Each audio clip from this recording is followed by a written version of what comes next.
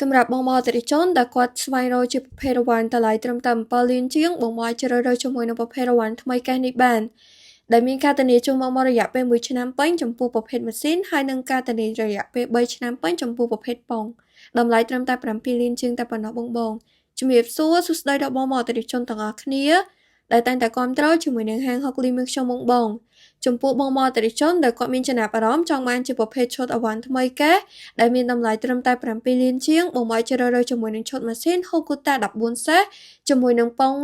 គូបូតានេះបានបងហើយលេងជាមួយនឹងប្រភេទចុងស៊ីម៉ាំងហើយនឹងកអែទៀតបងប្អូនតាគ្នាចុងស៊ីម៉ាំងហើយនឹងកអែគឺយើងមានស្តុកគ្រប់ពណ៌គ្រប់ម៉ូដតែម្ដងមានការ free ដឹកជូនបងប្អូន25ខេត្តក្រុងតែម្ដងចំពោះប្រភេទគ្រឿងលេងកុយន្តហ្នឹងបងប្អូនតាគ្នាទាំងស៊ីម៉ាំងទាំងកអែទាំងចុងស៊ីម៉ាំងអីគឺយើងមាន free ដឹកជូនបងប្អូនតែម្ដងហើយឈុតដែលបងប្រុសគាត់បានយកនេះគឺតម្លៃត្រឹមតែ7លានជាងទេជាប្រភេទរង្វាន់ថ្មីកេះតែម្ដងម៉ាស៊ីន Hokuta 14សេតជាមួយនឹងប៉ុង Nagata ចង់បើសិនជាបងប្អូនអតិថិជនដែលគាត់មានចំណាប់អារម្មណ៍ចង់បានជាប្រភេទរង្វាន់ថ្មីកេះតម្លៃ7លានជាងបងមកជ្រើសរើសជាមួយនឹងឈុតនេះបានធានាជូនបងប្អូនធានាទាំងគុណភាពហើយនិងធានាទាំងតម្លៃជូនបងប្អូនអតិថិជនទាំងអស់គ្នាតែម្ដងសម្រាប់ព័ត៌មានលម្អិតបងអាចតាក់ទងតាមរយៈ Facebook Page បាន